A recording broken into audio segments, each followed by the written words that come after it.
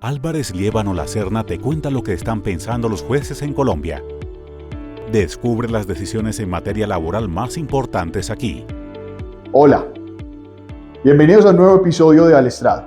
Soy Carlos Barco, socio director de litigios y formación de Álvarez Liébano Lacerna, y hoy hablaremos de una importantísima y muy esperada sentencia de la Corte Suprema de Justicia que actualiza y modifica su postura sobre el fuero de salud. Empecemos. La Corte Suprema de Justicia históricamente había tenido una postura respecto de la protección a la persona con discapacidad que se asociaba a unos grados de afectación en la salud, unos grados que iban de un nivel simplemente moderado a un nivel severo. Y eso estaba asociado a unos porcentajes de pérdida de capacidad laboral. En esto básicamente se diferenciaba con la postura de la Corte Constitucional sobre la misma materia, que obviaba o que simplemente no consideraba necesarios los porcentajes de pérdida de capacidad laboral para poder que una persona accediera a la protección constitucional de la debilidad manifiesta, entendida ella como una afectación en la salud. Pues bien, con la sentencia SL 1152 del año 2023, con ponencia de la magistrada Marjorie Zúñiga Romero, se da un vuelco a la perspectiva de la Corte Suprema de Justicia respecto del fuero de salud. Y lo más importante es que se adopta por fin los conceptos que vienen dados de la Convención de las Naciones Unidas sobre los derechos de las personas con discapacidad. Esto es muy importante porque este convenio, que hacía parte del bloque de constitucionalidad y que estaba en vigor en Colombia desde junio del año 2011, no se había visto suficientemente reflejado ni en la jurisprudencia de la Corte Suprema de Justicia ni en la jurisprudencia de la Corte Constitucional. Y fue un reclamo que durante años se hizo desde la academia, precisamente con algunos análisis específicos sobre ello, sobre cómo no se estaban utilizando los conceptos de la Convención de las Naciones Unidas sobre los derechos de las personas con discapacidad en la jurisprudencia nacional. Esta sentencia, entonces, analiza el caso de una mujer que quiere declarar ineficaz su propia renuncia en la dejación del cargo por tener algunas afectaciones en la salud.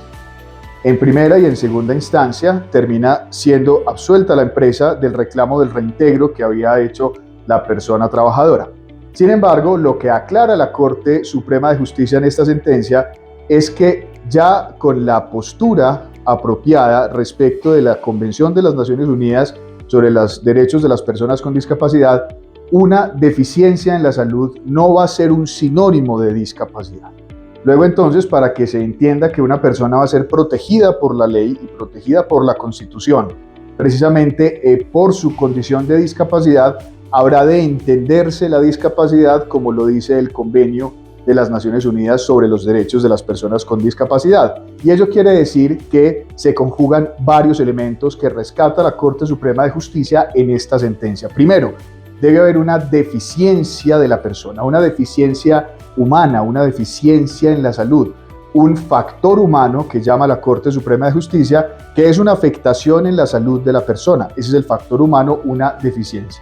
Pero esa deficiencia, y aquí entra a jugar el concepto de la Convención de las Naciones Unidas sobre los derechos de las personas con discapacidad, esa deficiencia debe interactuar con un factor contextual, y ese factor contextual es precisamente todo lo que rodea la actividad de la persona en el ámbito del trabajo, su cargo, sus funciones, sus responsabilidades, el entorno en el que se desempeña.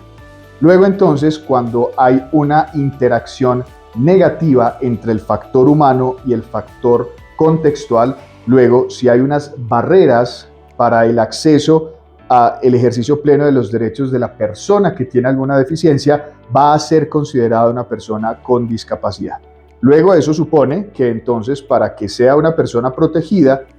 quiere decir ello que necesita tanto el factor humano, que es la enfermedad o la afectación en la salud, más el factor contextual que supone la existencia de barreras en el entorno laboral que, conjugado con ese factor humano, impida el desarrollo de los derechos de la persona y eventualmente la ponga en una situación de debilidad o de vulnerabilidad y más aún en una situación discriminatoria por la cual pueda perder ese empleo. Ahora, tanto el factor humano, dice la Corte, como el factor contextual debe ser conocido previamente por el empleador para poder determinar si una persona está protegida o no. En conclusión, entonces, lo que rescata la Corte de esta sentencia, apropiándose de los conceptos del Convenio de las Naciones Unidas sobre los Derechos de las Personas con Discapacidad, es que se necesita una afectación física que interactúe negativamente con un factor contextual, que son las barreras que se pueden identificar en el entorno laboral, definidas además enunciativamente en la Ley 1618 del año 2013, y que todo ello con un conocimiento del empleador suponga que la persona ha interactuado con unas barreras que le han limitado sus derechos. El empleador entonces tiene la obligación de gestionar adecuadamente desde los sistemas de gestión de salud y seguridad en el trabajo los factores humanos, las deficiencias que tengan las personas, y además está obligado a ejecutar acciones afirmativas y ajustes razonables en los entornos laborales para superar las posibles barreras en las que pueda estar incurriendo ese entorno laboral frente a la deficiencia de la persona. En conclusión, entonces, la Corte por fin, como ha sido un reclamo insistente de la academia, adopta los conceptos de la Convención de las Naciones Unidas sobre los derechos de las personas con discapacidad y los refleja adecuadamente en esta sentencia que, por supuesto, genera una nueva concepción de la protección a la discapacidad. Termina por aclarar la Corte que entonces no están protegidas las personas o no merecen la protección legal y constitucional las personas que simplemente tienen una afectación transitoria o una afectación esporádica o una afectación mínima en la salud y que no encuentran barreras que limiten sus derechos en el entorno laboral. En estas condiciones, esta sentencia es pues un gran hito que ha sido pedido a voces desde la academia y que por fin se ve reflejado en la jurisprudencia de la Corte Suprema de Justicia. Sobre la autorización previa del Ministerio del Trabajo para despedir a una persona con discapacidad, la Corte mantiene la postura de que ese permiso va a ser obligatorio siempre y cuando, por supuesto, la persona se encuentre en una situación de discapacidad. Luego, entonces, primero hay que definir la situación de discapacidad de la persona para luego establecer si es necesario contar con un permiso ante el Ministerio del Trabajo de forma previa. Y ese permiso, en todo caso, de no darse, puede ser desvirtuado, o esa presunción de discriminación ante la ausencia de un permiso puede ser desvirtuado en el juicio por un empleador que ha demostrado haber ejecutado los ajustes razonables o ha podido demostrar que optó por una causa objetiva para la terminación del contrato con una persona en estas condiciones. Enhorabuena, entonces, llega esta sentencia que actualiza la jurisprudencia de la Corte Suprema de Justicia sobre este particular y aclara un poco más el panorama del alcance del fuero de salud. Los esperamos en un nuevo episodio de Alcast. Los invitamos a mantenerse conectados y a dejarnos sus comentarios. Muchas gracias. Gracias por escucharnos y ser parte de la comunidad Álvarez Liébano La Serna.